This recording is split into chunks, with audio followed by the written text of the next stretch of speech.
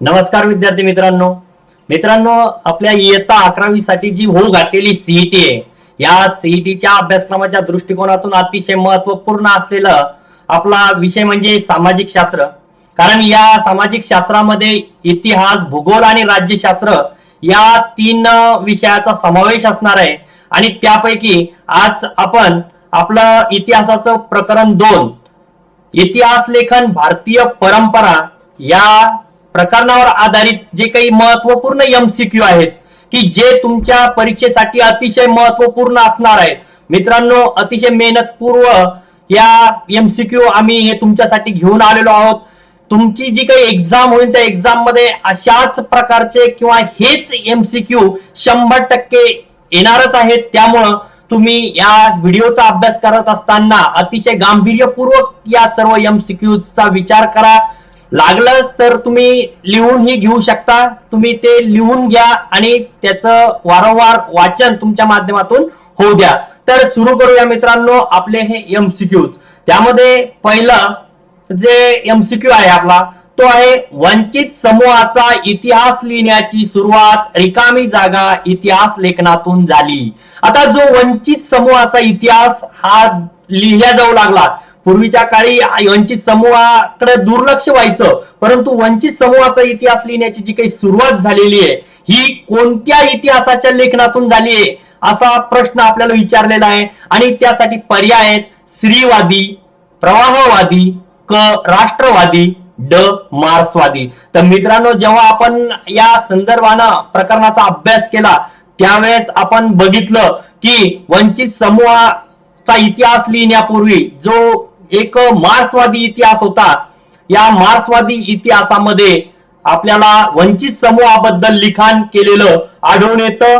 त्यामुळं या प्रश्नाचं अचूक उत्तर तुम्हाला देण्यासाठी मार्क्सवादी पर्याय ड हा पर्याय अचूक असणार आहे.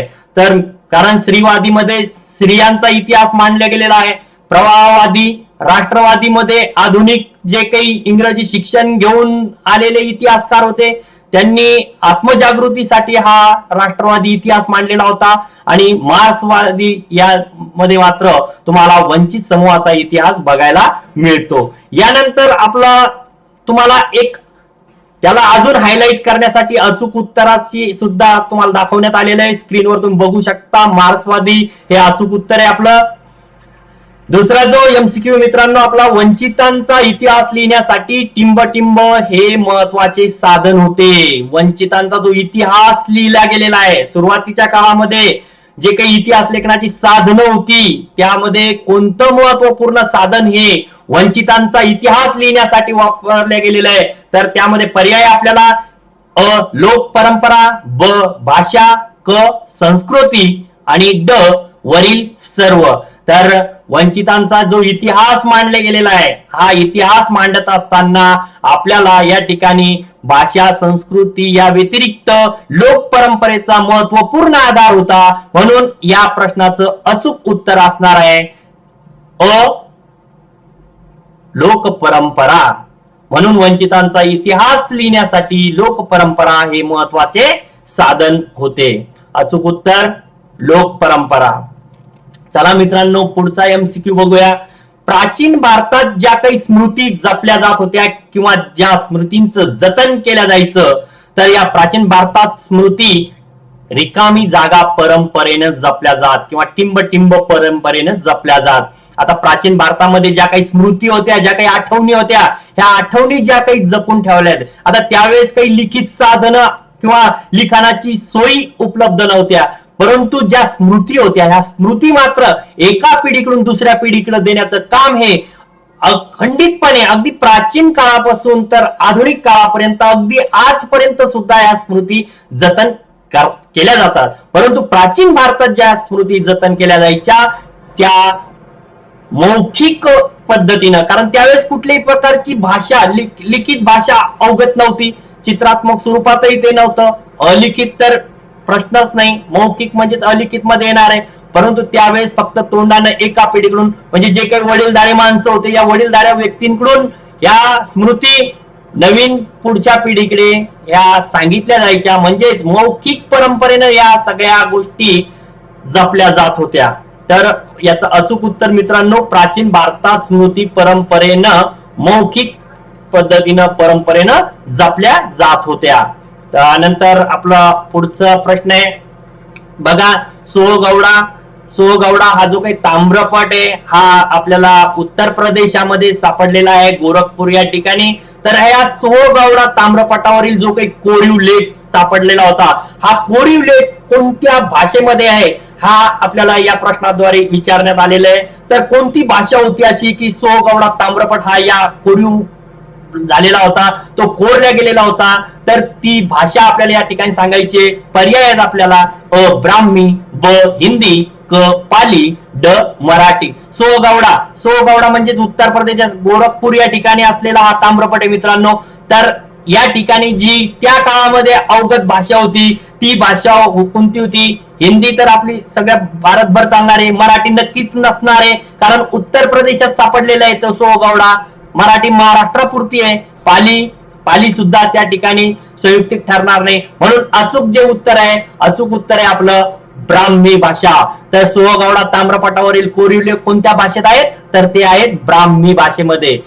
मित्रांनो, पुढचा प्रश्न जो आहे आपल्यासाठी, पुढचा जो MCQ आहे तो आहे, रिकामी जागा हा काश्मीरच्या इतिहासावरील ग्रंथ आहे. अतिशय महत्वपूर्ण ग्रंथ कन्नन या इतिहासकाराने लिहिलेला आहे. आधुनिकतेशी संबंध जोडण्याचा प्रयत्न त्याने या माध्यमातून केलेला होता. तर हा काश्मीरच्या इतिहासाचा ग्रंथ सांगणारा विवेक सिंधू आहे का? नाही, बिलकुल नाही. विवेक सिंधू फार प्राचीन काळातला ग्रंथ आहे सुद्धा. काश्मीर पुराण असा कुठला ग्रंथ वाचनात नाहीये आणि यापैकी नाही तर होऊ शकणार नाही. नक्कीच यापैकीच एक द्यायचं उत्तर. म्हणून अचूक उत्तर जे आहे या प्रश्नाचं ते आहे ब राजतरंगिणी हा काश्मीरच्या इतिहासावरील कन्नन याने 12व्या शतकात लिहिलेला ग्रंथ आहे. मित्रांनो बघा, तुम्हाला या ठिकाणी MCQच्या एक्सप्लेनेशन सोबतच आपण खूप काही या अनुषंगाने जी महत्वपूर्ण माहिती आहे की किंवा तुम्हाला राजतरंगिणी हा ग्रंथ कोणी लिहिला असं जरी विचारलं तरी या स्पष्टीकरण जर तुम्ही काळजीपूर्वक ऐकलं तर नक्कीच तुम्ही त्याचं सुद्धा अचूक उत्तर देऊ शकणार आहे. राजतरंगिणी हा ग्रंथ कोणी लिहिला? तर कन्नन याने लिहिला. केव्हा लिहिला असा जरी प्रश्न विचारला तरी सुद्धा तुम्हाला अचूक उत्तर देता यायला पाहिजे की तो 12व्या शतकात कन्नन याने हा राजतरंगिणी ग्रंथ काश्मीरच्या इतिहासावर आधारित लिहिलेला आहे. तर मित्रांनो चला पुढं तुम्हाला परत या ठिकाणी आम्ही राजतरंगिणी हे का हायलाइट करतोय की हे उत्तर तुमच्या अगदी मनावर खोलवर रुजावेत या ठिकाणी हा प्रयत्न आहे. समोरचा जो काही आपला मध्ययुगीन मुस्लिम इतिहासकारामध्ये टिंबटिंबा हा महत्वाचा इतिहासकार होता. मध्ययुगीन जो मुस्लिम इतिहास होता या इतिहासामध्ये अनेक इतिहासकार होऊन गेलेले ज्यांनी या इतिहास लेखनाचं कार्य केलेलं आहे. आणि या मध्ययुगातील जे काही इतिहासकार होते यामध्ये सर्वात महत्वाचा जो काही इतिहासकार होता तो होता जियाउद्दीन बर्नी. बघा, या जियाउद्दीन बर्नीनं अतिशय महत्वपूर्ण म्हणजेच या इतिहासकार अगदी याचं मनानं खूप चांगला माणूस म्हणता येईल कारण याचं जे काही इतिहासकार होते, जे काही त्यावेळेस इतिहास लिहिला जायचा, समजा राजांचा इतिहास लिहिला जायचा तर राजांचा इतिहास लिहित असताना जे काही इतिहासकार होते हे मॅक्झिमम राजांचं कौतुक करायचे, त्यांच्या चुका वगैरे याकडे दुर्लक्ष करायचे. परंतु मध्ययुगामध्ये जो अस्तित्वात आलेला इतिहासकार होता जियाउद्दीन बर्नी, या जियाउद्दीन बर्नी याने काय केलेलं आहे मित्रांनो, तर याने सांगितलेलं आहे तुम्ही त्यांचं कौतुक नक्कीच लिहा. इतिहासामध्ये राजाचं कौतुक तुम्ही लिहा, त्याचे कौतुकास्पद जे अभिमानास्पद गोष्टी आहेत त्या मांडाच.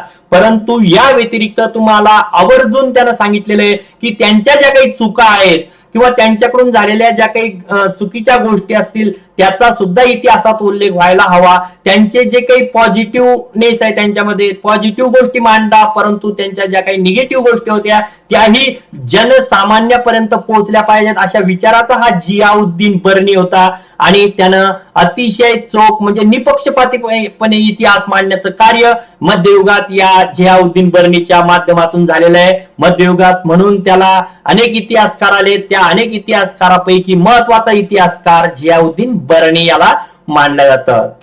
मित्रांनो बघा पुढचा आपण जेव्हा मागचा एक प्रश्न बघितलेला आहे त्या प्रश्नाच्या अनुषंगानच हा प्रश्न आहे. सोहगौडा ताम्रपट टिंबटिंब राज्यात सापडला. रिकामी जागा राज्यात सोहगवडा ताम्रपट सापडलेला आहे? याचं अचूक उत्तर तुम्हाला द्यायचंय. पर्याय आहेत: अ राजस्थान, ब पंजाब, क उत्तर प्रदेश, ड बिहार. सोहगवडा ताम्रपट जो ब्राह्मी भाषेत आहे कोणत्या राज्यामध्ये आहे? तर नक्कीच मला तरी वाटतं, कारण झालेल्या जो मागचा स्पष्टीकरण होतं त्या स्पष्टीकरणावरून तुम्हाला अचूक उत्तर याचं लगेच कळलं असेल. या प्रश्नाचं अचूक उत्तर आहे उत्तर प्रदेश. उत्तर प्रदेश या राज्यामध्ये गोरखपूर या ठिकाणी सोहगवडा हा ताम्रपट सापडलेला आहे. आणि या ताम्रपटामध्ये जी भाषा वापरलेली आहे ती आहे ब्राह्मी भाषा. उत्तर प्रदेश. त्यानंतर अकबरनामा. अकबरनामा हा ग्रंथ अकबराचं चरित्र जवळपास यामध्ये मांडलेलं आहे. जो काही मुघल सम्राट होता अकबर, या अकबराचं एक चरित्रात्मक माहिती आपल्याला अकबरनामा या ग्रंथामध्ये बघायला मिळते. अकबरनामा हा ग्रंथ कोणी लिहिला? अकबरनामा हा ग्रंथ टिंबटिंब यांनी लिहिला. पर्याय आपल्याला जियाउद्दीन बर्नी, त्यानंतर अबुल फजल, त्यानंतर अकबर स्वतः चरित्र लिहू शकतात लोक म्हणून अकबरान लिहिलं का इन्शन अली? तर यापैकी मित्रांनो जियाउद्दीन बर्नी आपण नुकतंच बघितलं जियाउद्दीन बर्नीच्या बाबतीत. त्यानंतर अकबरानं स्वतः ते आत्मचरित्र असतं, परंतु ही चरित्रात्मक माहिती असल्या कारणानं नक्कीच ही दुसऱ्यानं लिहिली असेल. म्हणून या ठिकाणी आता पर्याय उरला फक्त ब म्हणजे अबुल फजल याने अकबरनामा हा जो काही ग्रंथ आहे, अकबर सम्राट जो होता मुघल सम्राट अकबर, याची जी काही चरित्रात्मक माहिती आहे ही अकबरनामा या ग्रंथामध्ये आपल्याला बघायला मिळते. आणि या ग्रंथाचं लेखन जर कोणी केलं तर ते आहे अबुल फजल. म्हणून अचूक उत्तर अबुल फजल. बघा मित्रांनो, या ठिकाणी तुम्हाला अजून एक गोष्ट लक्षात ठेवायची आहे. हा प्रश्न तुम्हाला उलटा करून सुद्धा विचारू शकतात की अबुल फजल याने टिंबटिंब हा ग्रंथ लिहिला. त्यावेळेस तुम्हाला ते मांडता यायला पाहिजे की अबुल फजल याने कोणता ग्रंथ लिहिला? अकबरनामा. आपण या ठिकाणी प्रश्नामध्ये काय विचार केलाय? अकबरनामा हा ग्रंथ टिंबटिंब यांनी लिहिला, तर अबुल फजल यांनी लिहिला. हा प्रश्न तुम्हाला उलट्या स्वरूपात सुद्धा विचारला जाऊ शकतो. बघा मित्रांनो, तुम्हाला या ठिकाणी आम्ही जर हे स्पष्टीकरण पूर्ण तुम्ही जर ऐकलं सगळं, तर कुठलाही प्रश्न तुम्हाला या प्रकरणावर विचारला तर तुम्ही 100% ते प्रश्न सॉल्व्ह करणारच आहे. फक्त त्यासाठी तुम्हाला गांभीर्यानं हे व्हिडिओ काळजीपूर्वक बघावा लागणार आहे.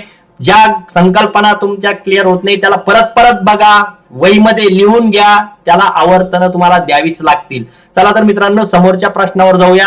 समोरचा जो काही एमसीक्यू आहे तो आहे भाऊसाहेबाची बखर या ग्रंथामध्ये टिंबटिंब या लढाईचं वर्णन केलेलं आहे. अनेक लढाया या ठिकाणी होऊन गेलेल्या आहे. बघा, पर्याय जर बघितले आपण तर 4 पर्याय या ठिकाणी दिलेले आहेत. अ प्लासी, ब पानिपत, क आसई, ड बंगलोर. आणि या 4ही ठिकाणी मित्रांनो मध्ययुगाच्या काळामध्ये ह्या लढाया झालेल्या आहे. प्लासीची लढाई सुद्धा झालेली आहे 1757 मध्ये. आपण बघितलं मीर कासिम, मीर जाफर वगैरे आणि इंग्रज यांच्यामध्ये प्लासीची लढाई झालेली होती. पानिपतचे 3 युद्ध झालेले आहे मराठा आणि अब्दालियामध्ये.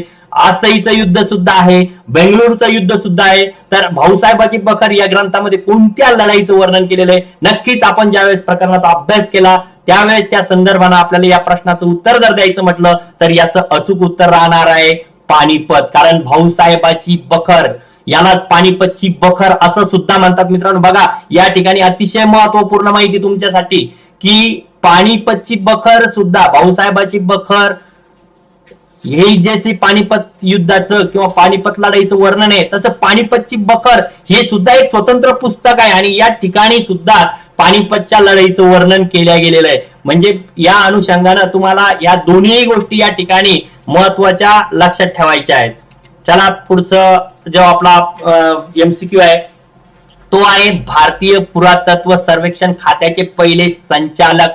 बघा मित्रांनो, तुम्ही जर मागचा आपला व्हिडिओ बघितला असेल, प्रकरण पहिला जे काही पाश्चात्य परंपरेचा व्हिडिओ आपण बनवलेला होता, त्यामध्ये आपण भारतीय पुरातत्व जे काही सर्वेक्षण खातं आहे दिल्लीचं, त्याचा फोटो सुद्धा आम्ही तुम्हाला व्हिडिओमध्ये दाखवलेला आहे. तर या भारतीय पुरातत्व सर्वेक्षण खातं जे काही ब्रिटिश काळामध्ये भारतामध्ये सुरू झालेलं होतं, या खात्याचे पहिले संचालक सरसंचालक कोण होते? तर या ठिकाणी आपल्याला जे काही पर्याय देण्यात आलेले त्यामध्ये आहे John Marshall, Alexander Cunningham, Marshall Alexander आणि ड यापैकी नाही. मित्रांनो, जॉन मार्शल सुद्धा आपल्याला आपल्या प्रकरणामध्ये नाव आलेलं आहे, परंतु जॉन मार्शल यांनी महत्वपूर्ण इतिहासाचं एक पुस्तक लिहिलेलं आहे अलेक्झांडर कनिंगहॅम यांनी भारतीय पुरातत्व सर्वेक्षण खात्यामध्ये ते काम करत होते.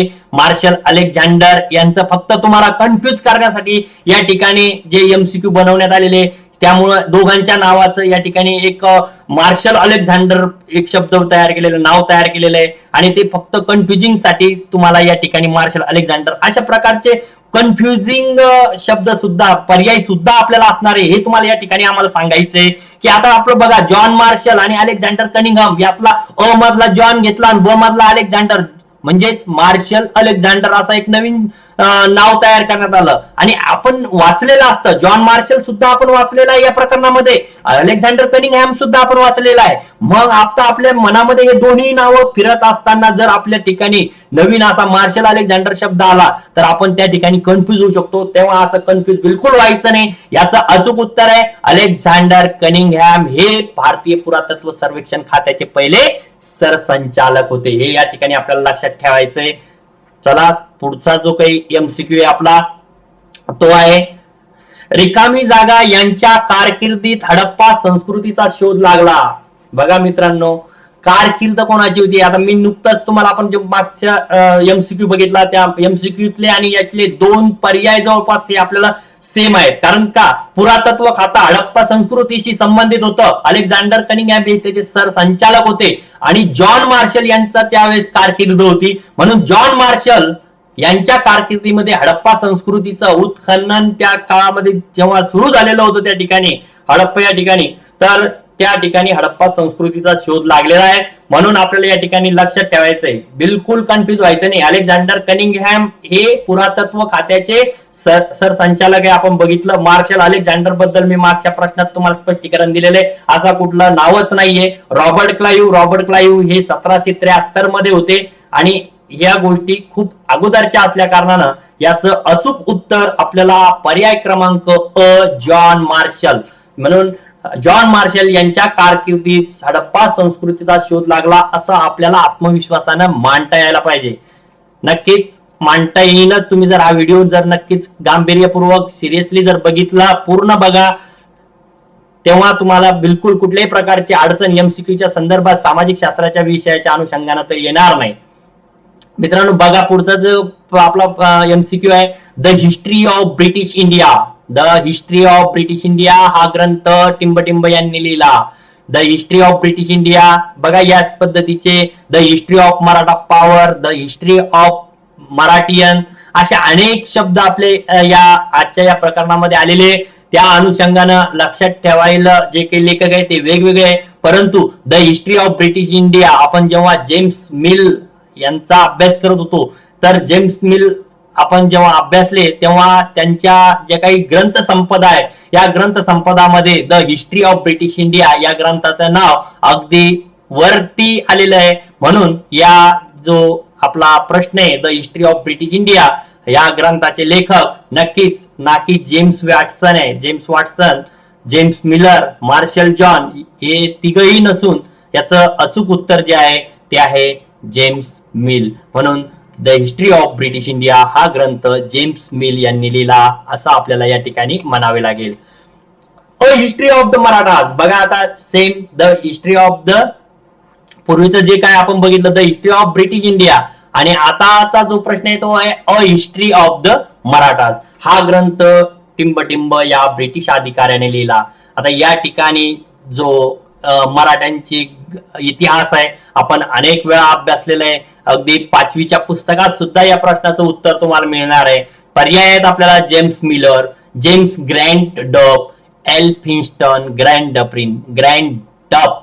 हे नाव वारंवार आपण वृत्तपत्राच्या माध्यमातून, टीव्ही चॅनलवर, ज्याचं पुण्याला एक इन्स्टिट्यूट आहे, या इन्स्टिट्यूट मध्ये ग्रँड डपचे अनेक इतिहासासंदर्भातले पुस्तकं उपलब्ध आहेत. म्हणून जो हिस्ट्री होती मराठाची, द हिस्ट्री ऑफ मराठाज किंवा a history of the Marathas हा जो ग्रंथ आहे, हा ग्रंथ लिहिलेला आहे जेम्स ग्रँड डप यांनी. जेम्स ग्रँड डप यांनी a history of the Marathas हा ग्रंथ लिहिलेला आहे. मित्रांनो लक्षात ठेवा जेम्स ग्रँड डप, कारण जेम्स पर्यायामध्ये तुम्हाला सेम आहे. जेम्स मिलर आहे, जेम्स ग्रँड आहे, एल फिन्स्टन आहे, ग्रँड डप्रिन आहे. आता यामध्ये ग्रँड आणि जेम्स डबल नाव तुम्हाला असं कन्फ्युजिंग करण्यासाठी असे पर्याय देण्यात येत असतात, परंतु आपण अचूक पर्याय लक्षात ठेवायचा आहे, जेम्स ग्रँड डफ. त्यानंतर आपला पुढचा प्रश्न आहे, एशियाटिक सोसायटी. एशियाटिक सोसायटी जी की इतिहास आणि जे काही पुरातन असं वाङ्मय, या वाङ्मयाच्या अभ्यासासाठी मित्रांनो ही एशियाटिक सोसायटी स्थापन केलेली आहे. सर विल्यम जोन्स यांनी ही या सोसायटीची स्थापना केलेली आहे. तर आपल्याला प्रश्न विचारलेला आहे या अनुषंगानं, एशियाटिक सोसायटीची स्थापना विल्यम जोन्स यांनी टिंबटिंब येथे केली. कोणत्या ठिकाणी केलेली आहे हे या ठिकाणी आपल्याला मांडायचं आहे. तर सर आपण बघितलेलं होतं, एशियाटिक सोसायटीची स्थापना ही सर विल्यम जोन्स यांनी 1874 मध्ये केलेली आहे. बघा या ठिकाणी आता तुमच्या या प्रश्नामध्ये 1874 कुठेही आलेले नाही, परंतु तुम्हाला या अनुषंगाने लक्षात ठेवायचं आहे, किंवा म्हणजे तुम्हाला एखाद्या वेळेस असाही प्रश्न यावर विचारला जाऊ शकतो, एशियाटिक सोसायटीची स्थापना विल्यम जोन्स यांनी टिंबटिंब वेळी केली. कोणत्या वेळी केली? तर 1874च्या वेळी केली किंवा मध्ये केली, 1874 मध्ये केली, असा सुद्धा या ठिकाणी आपल्याला एमसीक्यू पडू शकतो. म्हणून त्या सर्व विचारांनी, सर्व अंगांनी विचार करून आम्ही तुम्हाला अगदी सखोल असं स्पष्टीकरण प्रत्येक एमसीक्यूचं देत आहोत मित्रांनो. म्हणून या ठिकाणी आपला जो काही प्रश्न आहे, एशियाटिक सोसायटीची स्थापना विल्यम जोन्स यांनी कोणत्या ठिकाणी केलेली आहे? पर्याय दिलेले आहेत आपल्याला, अ दिल्ली, ब मद्रास, क कोलकाता आणि ड मुंबई. तुम्हाला अचूक उत्तर, आपण जेव्हा विल्यम जोन्स अभ्यासले, एशियाटिक सोसायटी अभ्यासली, तर विल्यम जोन्स हे कोलकाता या ठिकाणी त्यांचं कार्य झालेलं आहे. म्हणून एशियाटिक सोसायटीची स्थापना सुद्धा त्यांनी कोलकाता या ठिकाणीच केलेली आहे. म्हणून या प्रश्नाचं अचूक उत्तर कोलकाता, पर्याय क्रमांक 3. एशियाटिक सोसायटीची स्थापना विल्यम जोन्स यांनी कोलकाता येथे केली. अशा पद्धतीनं तुम्हाला उत्तर ते द्यावं लागणार आहे. पुढचा जो काही एमसीक्यू आहे तो आहे प्राच्यवादी अभ्यासकांनी. आता हे जे काही प्राच्यवादी अभ्यासक होते, आता प्राच्यवादी अभ्यासक म्हणजे काय मित्रांनो? आपण प्रकरणाच्या अभ्यासामध्ये बघितलं, जे प्राच्यवादी अभ्यासक म्हणजे, प्राच्यवादी अभ्यासक म्हणजे जे असे काही अभ्यासक होते जे पाश्चात्य होते, युरोप खंडातले होते, परंतु त्यांना कुतूहल होतं पूर्वेकडील संस्कृतीचं, पूर्वेकडील देशांचं, आणि म्हणून त्या कुतूहलापोटी ते पूर्वेकडील देशांमध्ये आले आणि तेथील संस्कृतीचा अभ्यास ते करू लागले. म्हणून ते जे अभ्यासक होते त्यांना प्राच्यवादी अभ्यासक असे म्हटले जाऊ लागले. मग या प्राच्यवादी अभ्यासकांनी टिंबटिंब आणि युरोपीय भाषांमधील साधर्म्याचा अभ्यास केला. आता हे जे पाश्चात्य म्हणजे पाश्चिमात्य देशातून आलेले हे अभ्यासक होते, पौर्वात्य देशांमध्ये अभ्यास करत होते. नक्कीच यांनी काय केलं? कंपॅरिझन केलं. कशाची कंपॅरिझन केलं? तर दोन भाषा, युरोपीय भाषा आणि भारतातील एक भाषा. तर ती कोणती भाषा होती अशी की त्यामध्ये साधर्म्य त्यांना आढळून आलेलं आहे, सिमिलॅरिटी त्याच्यामध्ये त्यांना दिसून आलेली आहे, हे आपल्याला या ठिकाणी त्यांनी विचारण्याचा प्रयत्न केलेला आहे. तर ती भाषा आपल्याला सांगायची आहे. तर त्यामध्ये पर्याय दिलेले आहे आपल्याला, अ पाली, ब संस्कृत, क प्राकृत आणि ड आहे मगध. तर मित्रांनो नक्कीच जी आपल्या सर्व भाषांची जननी आपण म्हणतो, भारतीय भाषांची जननी ती संस्कृत भाषा आहे. आणि या संस्कृत भाषा आणि युरोपीय भाषा यामध्ये जे काही साधर्म्य त्यांना दिसलेलं होतं, त्या साधर्म्याचा अभ्यास या प्राच्यवादी इतिहासकारांनी किंवा अभ्यासकांनी केला असं म्हटलं जातं. म्हणून याचं अचूक उत्तर आहे ब संस्कृत, पर्याय क्रमांक ब संस्कृत ही भाषा आपल्याला त्या ठिकाणी मांडावी लागेल.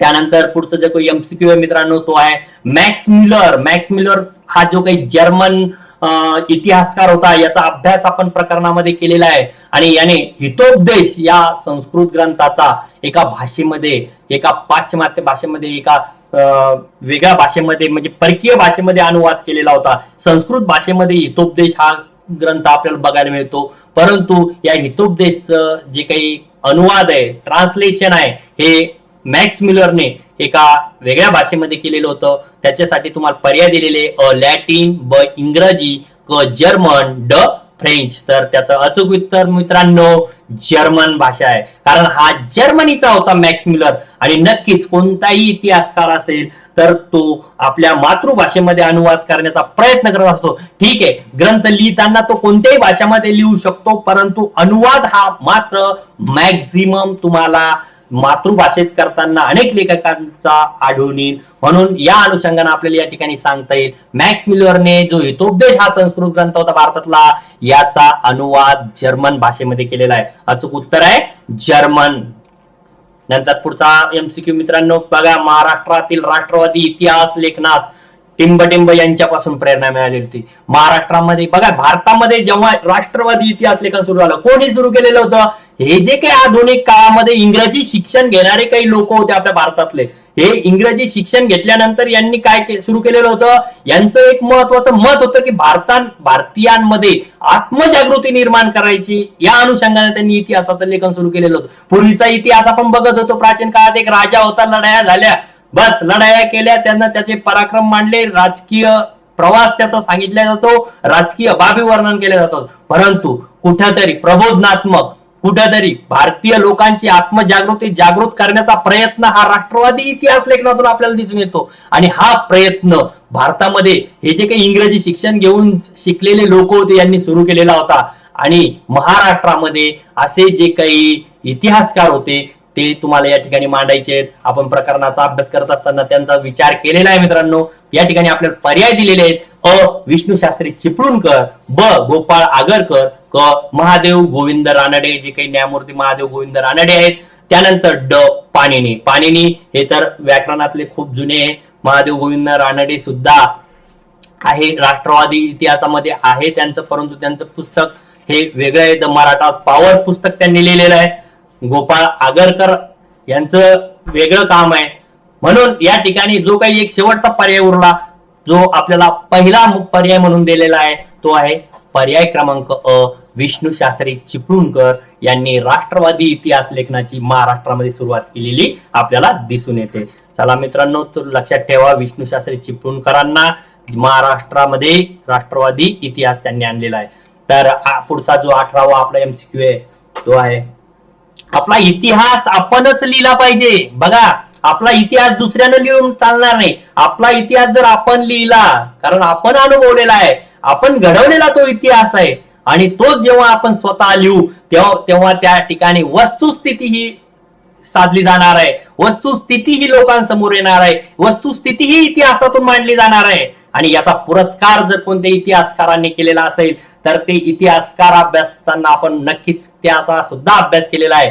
पर्याय आपल्याला विदा सावरकर, विका राजवाडे, क. विष्णू शास्त्री चिपळूणकर यापैकी नाही. विष्णू शास्त्री चिपळूणकरांच्या बाबतीत आपण नुकतीच भरपूर माहिती घेतलेली आहे. विदा सावरकर यांचं स्वातंत्र्याचे समर हे 1857च्या युद्धाविषयी जे काही महत्वपूर्ण ग्रंथ होता, त्या अनुषंगाने त्यांची चर्चा आपण बघितलेली होती. परंतु आपला इतिहास आपण लिहिला पाहिजे याचा पुरस्कार जर कोणी केला असेल तर त्या ठिकाणी आपल्याला अचूक उत्तर देता येईल वी. का. राजवाडे. वी. का. राजवाडे यांनी आपण आपला इतिहास लिहिला पाहिजे असं त्यांनी प्रतिपादन त्यांच्या पुस्तकांच्या माध्यमातून केलेलं आहे. म्हणून अचूक उत्तर आहे वी. का. Rajwade. The rise of the Maratha power हा ग्रंथ टिंबटिंब यांनी लिहिला. मी बघा, मागे पर्यायाच्या अनुषंगाने एका व्यक्तीचं नाव आलेलं होतं. मी त्या व्यक्तीचं नाव आता सांगणार नाही, कारण आता तुम्हाला ते उत्तरामध्ये शोधायचंय, म्हणून सांगणार नाही. नक्कीच the rise of the Maratha power हा ग्रंथ टिंबटिंब यांनी लिहिला. कोणी लिहिला? बघा, या ठिकाणी ह्या गोष्टी तुम्हाला मी परत परत सांगतोय. The Maratha of the power हा ग्रंथ टिंबटिंब यांनी लिहिला. कधी कधी असं येऊ शकतं तुम्हाला, यांनी टिंबटिंब हा ग्रंथ लिहिला, त्यावेळेस तुम्हाला the rise of the Maratha power हे उत्तर द्यावं लागेल. परंतु पहिले आपण बघूया the rise of the Maratha power हा ग्रंथ कोणी लिहिला. मी तर लिहिला नाही, बघू कोणी लिहिला. अ. न्यायमूर्ती महादेव गोविंद रानडे, ब. लोकमान्य टिळक, क. विदा सावरकर, ड. वी. का. Rajwade. The rise of the Maratha power हा ग्रंथ कोणी लिहिला? ऑब्जेक्ट आपल्याला जे काही पर्याय आहेत या ठिकाणी ऑप्शन्स आहेत, न्यायमूर्ती महादेव गोविंद रानडे, लोकमान्य टिळक, विदा सावरकर, वी. का. राजवाडे. वी. का. राजवाडेच्या बाबतीत माहिती घेतली आपण, विदा सावरकर. आणि मित्रांनो, आपण प्रकरण अभ्यासात असताना लोकमान्य टिळकांचं कुठं नावच आलेलं नाही या प्रकरणामध्ये, नक्कीच आलेलं नाही. वी. का. राजवाडे बद्दल माहिती घेतली, विदा सावरकरांची मी सांगितली म्हणून राहिले. आणि मी तुम्हाला मागच्याच प्रश्नाच्या उत्तरामध्ये सुद्धा याचं स्पष्टीकरण दिलेलं होतं की the rise of the Maratha हा जो काही ग्रंथ आहे, हा ग्रंथ जो कोणी लिहिला तर ते आहेत, कोण आहेत? ते आहेत महादेव, न्यायमूर्ती महादेव गोविंद रानडे. न्यायमूर्ती महादेव गोविंद रानडे यांनी हा the rise of the Maratha power हा ग्रंथ लिहिलेला आहे. त्यानंतर मित्रांनो पुढचा जो एमसीक्यू आहे आपला, पुढचा एमसीक्यू आहे 1857 स्वातंत्र्य समर हा ग्रंथ टिंबटिंब यांनी लिहिला. नक्कीच जेव्हा मी मागच्या प्रश्नाचं तुम्हाला स्पष्टीकरण देत होतो त्या अनुषंगाने या प्रश्नाचं उत्तर मी तुम्हाला सांगून टाकलेलं आहे. त्यामुळे अगदी तुम्हाला हा प्रश्न तुमच्या समोर आल्याबरोबर मनामध्ये गुदगुल्या झाल्याच असतील प्रत्येकाच्या. आणि हा प्रश्नाचं उत्तर सुद्धा अतिशय सोपं आहे, कारण अनेक वेळा विदा सावरकर अभ्यासत असताना आपल्याला या पुस्तकाचं नाव येऊन गेलेलं आहे. 1857 स्वातंत्र्य समर हा ग्रंथ विदा सावरकर यांनी लिहिलेला आहे. अतिशय सोपा प्रश्न आहे, त्यामुळे मी जास्त स्पष्टीकरण या प्रश्नाचं देणार नाही. चला आपण पुढे जाऊया. पुढचा प्रश्न आहे आपला, शूरवीरांचे गुणगान आपल्याला टिंबटिंब साहित्यात आढळून येतात. शूरवीरांचं गुणगान बघा आपल्याला पोवाड्याच्या माध्यमातून ऐकायला मिळतं, परंतु जर साहित्य म्हटलं, साहित्यामध्ये लिखित स्वरूपात जर बघायचं म्हटलं तर शूरवीरांचं गुणगान आपल्याला कशात? नक्कीच याचं उत्तर तुम्हाला यायलाच पाहिजे, कारण मराठीमध्ये सुद्धा, मराठी विषय जर तुमची फर्स्ट लँग्वेज मराठी जर असेल तर 9वी 10वी मध्ये अनेक वेळा तुम्हाला बखरीतून घेतलेले जे काही पार्ट होते ते मराठीमध्ये अभ्यासाला होते. त्यामुळे या प्रश्नाचं उत्तर नक्कीच तुम्हाला सगळ्यांना यायलाच पाहिजे. शूरवीरांचं जे काही पंचांग आहे का, पंचांगामध्ये काय माहिती असते हो? सण वार उत्सव समिती वगैरे वगैरे, अमकं एकादश भांड द्वादश जे असो ह्या गोष्टी असतात पंचांगामध्ये. वीरगती होऊ शकत नाही, वीरता, चरित्र कोणाचं काय, म्हणून ते चरित्र हा जो पर्याय तो पूर्णत्वासच जात नाही. विचार करा बघा, जेव्हा तुम्हाला प्रश्न येतो ऑप्शनचा विचार करा. अनेक ऑप्शन हे असे असतात फक्त आपल्याला कुठेतरी कन्फ्युज करण्यासाठी ते ऑप्शन टाकलेले असतात. म्हणून या प्रश्नाचं अचूक उत्तर असणार आहे बखर. सभासद बखर, अनंत सभासदांची बखर, भाऊसाहेबांची बखर या बखरी आहे. आणि या बखरीच्या माध्यमातून शूरवीरांचं गुणगान आपल्याला साहित्यामध्ये आढळून येत असतं. म्हणून अचूक उत्तर येणार आहे बखर. पुढचा प्रश्न मित्रांनो बघा, तुझू की बाबरी हे टिंबटिंब या मुघल सम्राटाचे आत्मचरित्र आहे. बाबरी आहे, तुझू की बाबरी. मला उर्दू फारसी समजत नाही, परंतु तुम्हाला जर समजत असेल तर त्या तुझू की बाबरी या शब्दामध्ये तुम्हाला या प्रश्नाचं उत्तर सापडणार आहे. म्हणजे तुझू की बाबरी हे टिंबटिंब या मुघल सम्राटाचे आत्मचरित्र आहे. नक्कीच बघा पर्याय एक वेळ लक्षात घ्या तुम्ही. पर्याय अ अकबर, ब हुमायून, क बाबर, ड औरंगजेब.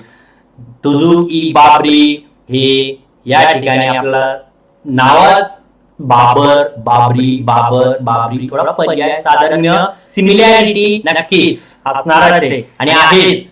तुझू की बाबरी हे बाबरचंच आत्मचरित्र आहे, म्हणून जास्त कन्फ्युज होऊन जाऊ नका. तडाख उत्तर म्हणजे फटाफट मार्क देणारं उत्तर असणार आहे. नक्कीच फक्त तुम्हाला बघावं लागणार आहे हे दोनदा ऑब्जेक्टिव्ह बघा, कारण तुम्हाला जर चांगल्या कॉलेजला ऍडमिशन घ्यायची असेल मित्रांनो तर सीईटी मध्ये जी एमएससी तुमची जी काही एक्झाम होणार आहे, प्रवेश परीक्षा होणार आहे, त्या प्रवेश परीक्षेमध्ये तुम्हाला जास्तीत जास्त गुण संपादन करणे आवश्यक आहे. आणि सामाजिक शास्त्र हा स्कोरिंग सब्जेक्ट असणार आहे त्यामध्ये.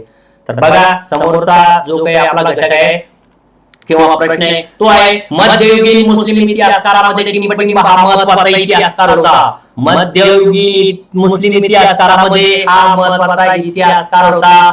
आपण यापूर्वी सुद्धा या प्रश्नाच्या अनुषंगाने चर्चा केलेली आहे आणि या चर्चेतून तुम्हाला लगेच, कारण बघा शाह आलम, नसरुद्दीन बरनी, सलीम अली नाव आपल्याला अभ्यास करत असताना, प्रकरणाचा अभ्यास करत असताना कुठं आल्याचं दिसत नाहीये. मी शिकवले तो चॅप्टर मला तर नाही दिसत, तुम्हाला दिसला असेल तर मग मात्र आपण विचार करू शकतो, परंतु नक्कीच नाही. तुम्ही जर प्रकरण चांगलं जर अभ्यासला असेल तर तुम्हाला प्रकरणाची ऑप्शन समोर येतात क्षणीच उत्तर यायला पाहिजे की याचा अचूक उत्तर असणार आहे जियाउद्दीन बरनी. कारण मध्ययुगीन इतिहासामध्ये जियाउद्दीन बरनी हा एकमेव असा माणूस होता की ज्यानं एक वास्तववादी, एक चिकित्सक वृत्तीनं इतिहासाचा अभ्यास करण्याला श्रेय ज्यानं दिलेलं आहे, एक दृष्टिकोन इतिहासामध्ये नव्यानं मांडण्याचा प्रयत्न ज्यानं केलेला आहे ते आहे जियाउद्दीन बरनी. म्हणून मध्ययुगीन मुस्लिम इतिहासकारामध्ये जियाउद्दीन बरनी हा एक महत्वाचा इतिहासकार मानला जातो. बाकीचे इतिहासकार असतील नसतील, परंतु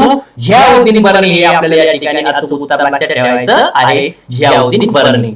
बघा मित्रांनो, गुलामगिरी ग्रंथात टिंबटिंब यांनी शूद्रांचा इतिहास उलगडून दाखवला. जो काही शूद्रांचा इतिहास गुलामगिरी ग्रंथ अतिशय प्रसिद्ध ग्रंथ आहे. गुलामगिरी ग्रंथातून अनेक पाठ आपण अभ्यासलेले मराठीच्या अभ्यासामध्ये सुद्धा येत असतात. त्यामध्ये पर्याय आपल्याला डॉक्टर आंबेडकर, डॉक्टर बाबासाहेब आंबेडकर, महादेव गोविंद रानडे, महात्मा फुले, शाहू महाराजांचं नाव सुद्धा या प्रकरणामध्ये आपण कुठे ऐकलेलं नाही. बाकी तिघांचं नाव ऐकलेलं आहे. डॉक्टर बाबासाहेब आंबेडकर यांनी दलितांना जे काही राष्ट्रवादी असतील किंवा इतर वसाहतवादी असतील यांनी कुठेतरी दुर्लक्षित केलेलं होतं, म्हणून त्या दलितांना केंद्रस्थानी ठेवून इतिहास लेखनाचं कार्य डॉक्टर बाबासाहेब आंबेडकर यांच्या माध्यमातून झालेलं आहे. आणि महादेव गोविंद रानडे द मराठा पॉवर ग्रंथ लिहिलेला आहे. महात्मा फुले हेच याचं अचूक उत्तर असणार आहे. म्हणून महात्मा फुले यांनी गुलामगिरी हा ग्रंथ लिहिलेला होता. हा अतिशय महत्वपूर्ण ग्रंथ त्यांचा 1758 मध्ये त्यांनी हा ग्रंथ लिहिलेला आहे. हे पण लक्षात असू द्या. शूद्राचा इतिहास उलगडून दाखवण्याचं कार्य महात्मा फुले यांच्या माध्यमातून या ग्रंथातून झालेलं आहे. त्यानंतर मित्रांनो बघा पुढचा जो प्रश्न आहे आपला तो आहे हू वेअर द शूद्राज व द अनटचेबल्स. हे ग्रंथ टिंबटिंब इतिहासाचे उदाहरण आहे. Sorry, who were the Shudras आणि द अनटचेबल्स अतिशय महत्वपूर्ण, म्हणजे कोणी लिहिलेले हू वेअर द शूद्राज आणि द अनटचेबल्स, अतिशय महत्वपूर्ण व्यक्तिमत्व जे आपल्या भारतीय इतिहासामध्ये आहे आणि अगदी दलितांसाठी वंचितांसाठी अहोरात्र कष्ट उपसणारं जे व्यक्तिमत्व आहे ते म्हणजे डॉक्टर बाबासाहेब आंबेडकर. आणि यांनी हू वेअर द शूद्राज आणि द अनटचेबल्स हे ग्रंथ वंचितवादी इतिहासाचे उदाहरण आपल्याला देता येते. कारण जे वंचित होते, जे दुर्लक्षित होते, जे काही सर्वसामान्य प्रवाहात नव्हते अशा लोकांचा इतिहास मांडण्याचं कार्य या वंचितवादी इतिहासकारांनी केलेले आहे. आणि त्या इतिहासकारांमध्ये डॉक्टर बाबासाहेब आंबेडकर यांनी हू वेअर द शूद्राज आणि द अनटचेबल हे ग्रंथ लिहिलेले आहेत. म्हणून हे दोन्ही ग्रंथ आपल्याला वंचितवादी इतिहासाचं उदाहरण म्हणून केव्हाही सांगता येतील. म्हणून या प्रश्नाचं अचूक उत्तर सांगत असताना मित्रांनो तुम्हाला या ठिकाणी लक्षात ठेवायचं आहे वंचितवादी हे डॉक्टर बाबासाहेब आंबेडकर, डॉक्टर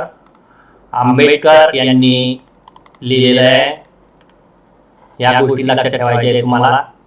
चला नेक्स्ट, वंचितवादी स्त्रियांच्या इतिहासाविषयी लेखन करणाऱ्या लेखिकांमध्ये यांचे नाव अग्रणी आहे. स्त्रियांचा इतिहास बघा, स्त्रीवादी इतिहास बघितला आपण. स्त्रीवादी इतिहासामध्ये अतिशय महत्वपूर्ण गोष्टी आपण अभ्यासलेल्या आहे. त्यामध्ये पंडिता रमाबाई असतील, सावित्रीबाई फुले असतील, ताराबाई शिंदे असतील, या सगळ्यांनी स्त्रीवादी इतिहासामध्ये जे काही कार्य केलं या कार्याचा अभ्यास आपण केलेला आहे.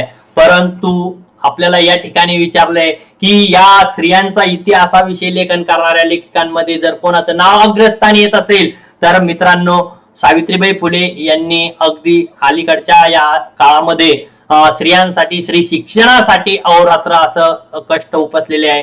ताराबाई मोडक, गोदावरी परुळेकर यांनी आदिवासी पाडा वस्तीवरील मुलांच्या शिक्षणासाठी कार्य केलेले आहे. परंतु स्त्रियांचा इतिहास, स्त्रियांचे दुःख आणि स्त्रियांच्या प्रत्येक दुःखाचं निवारण आपल्या ग्रंथाच्या माध्यमातून जर कोणी केला असेल तर ते व्यक्तिमत्व आहे ताराबाई शिंदे. म्हणून या प्रश्नाचं जर तुम्हाला अचूक उत्तर जर द्यायचं म्हटलं तर या प्रश्नाचं अचूक उत्तर ताराबाई शिंदे हेच आपल्याला द्यावे लागेल.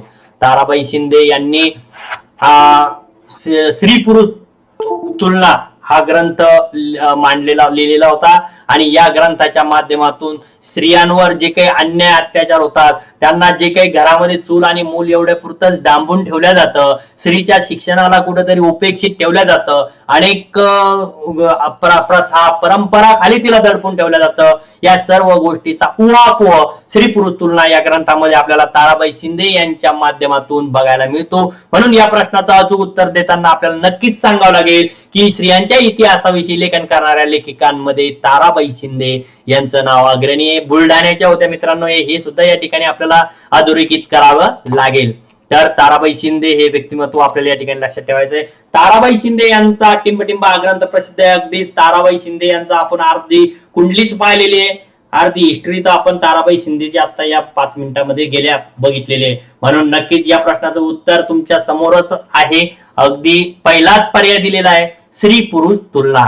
नक्कीच मी तुम्हाला ताराबाई शिंदेची माहिती सांगत असताना बोललोय की ताराबाई शिंदे यांचा स्त्री पुरुष तुलना, स्त्री पुरुष तुलना हा जो काही ग्रंथ आहे हा ग्रंथ प्रसिद्ध आहे.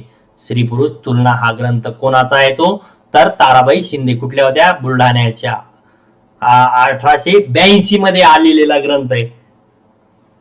हे बी लक्षात असू द्या कधी लिहिलेला आहे, 1882 मध्ये लिहिलेला हा ग्रंथ आहे. 1882. बघा या ठिकाणी आता तुम्हाला 2-3 MCQ एकाच MCQच्या स्पष्टीकरणातून अभ्यासायला मिळालेले आहेत की ताराबाई शिंदे यांचा ग्रंथ कोणता, तर स्त्री पुरुष तुलना. स्त्री पुरुष तुलना ग्रंथ कोणाचा, ताराबाई शिंदेचा. कधी लिहिला, 1882 मध्ये. ताराबाई शिंदे कुठल्या, बुलढाणा आहेत. ह्या 3-4 गोष्टी या तुम्हाला आता एकाच प्रश्नामध्ये मिळालेल्या आहेत. म्हणजे जरी आपण आता हे जे काही आपले जे आपण MCQ घेतो या MCQच्या अभ्यासातून तुमचे कमीत कमी 300 MCQ मित्रांनो तयार होणार आहे.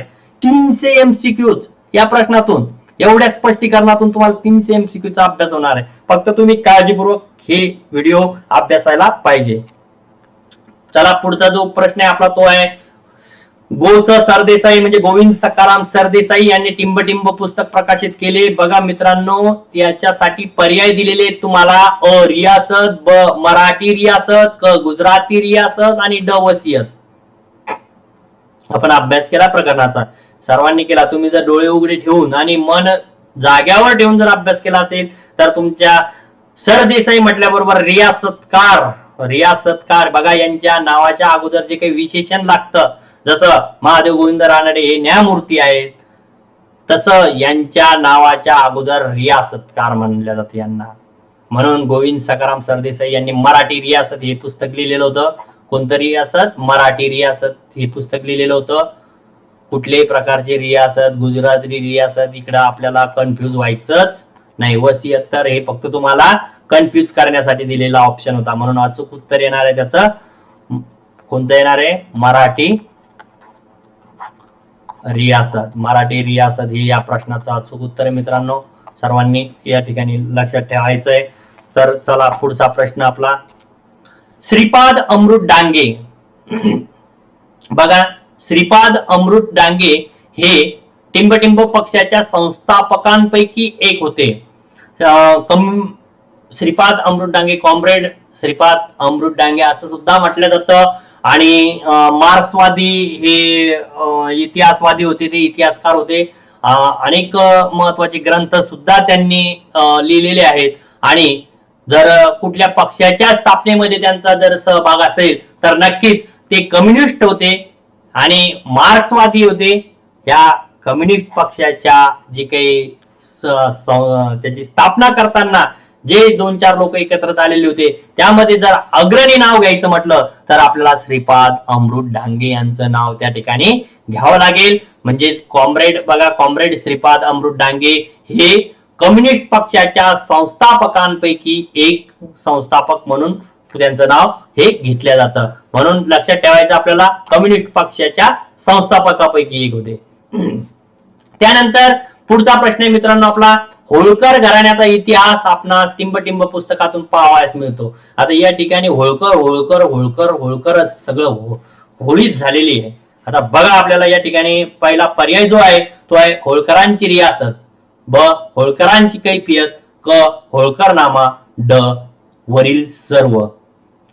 मित्रांनो बिलकुल तुम्हाला या ठिकाणी तुम्ही जर प्रकरणाचं चांगलं आपला जो व्हिडिओ आहे तो व्हिडिओ जरी एक काळजीपूर्वक पाहिलेला असेल तर आपण त्या होळकर घराण्याचा इतिहासा संदर्भी जेव्हा चर्चा करत होतो तेव्हा त्या ठिकाणी आपण बघितलेलं आहे की होळकर घराण्याचा इतिहास आपल्याला होळकरांची कैफियत या पुस्तकाच्या माध्यमातून बघावयास मिळतो. होळकरांची कैफियत यामध्ये आपल्याला होळकर घराण्याचा संपूर्ण इतिहास मांडल्याचं दिसून येतं. म्हणून होळकर घराण्याचा इतिहास आपणास होळकरांची कैफियत या पुस्तकातून पाहावयास मिळतो असं आपल्याला म्हणावे लागेल. अचूक उत्तर आहे तुमचं होळकरांची कैफियत.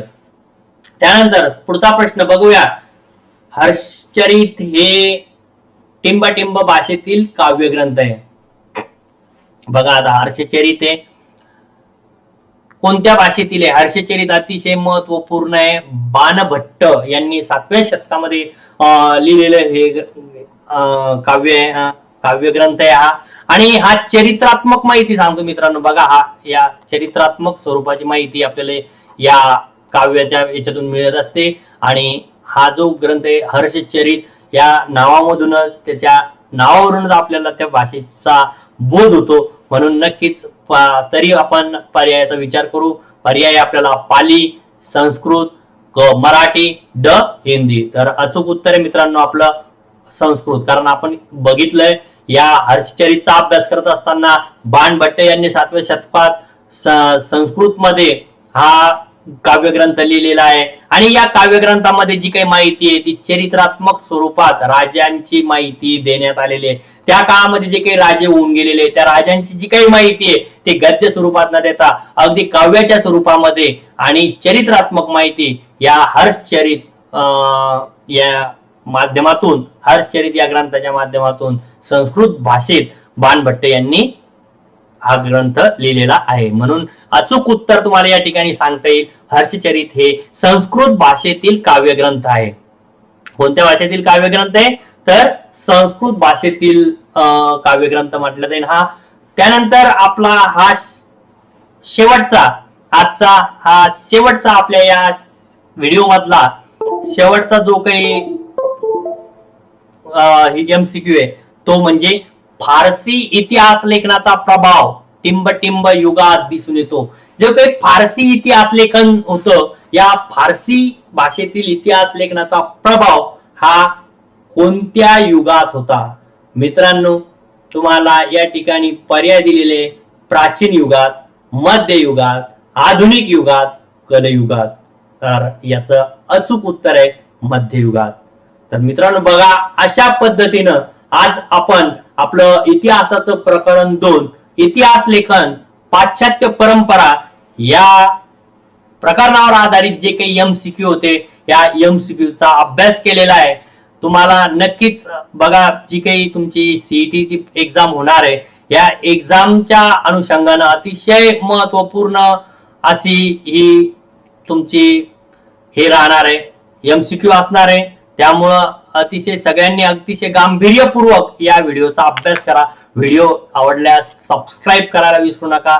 कमेंट द्या की जेणेकरून तुमच्या कमेंट वरून आम्हाला पुढचे जे काही आपले सेशन होतील त्या सेशन मध्ये अजून काही सुधारणा करता येईल. तेव्हा मित्रांनो नक्कीच तुम्ही कमेंट द्यायला विसरू नका. लाईक करा, तुमच्या कमेंट द्या आणि जास्तीत जास्त जर तुम्हाला आवडलं तर तुमच्या मित्रांपर्यंत शेअर करा. धन्यवाद. आणि तुमच्या होणाऱ्या या CET एक्झाम साठी हार्दिक पुनश्च एकदा शुभेच्छा.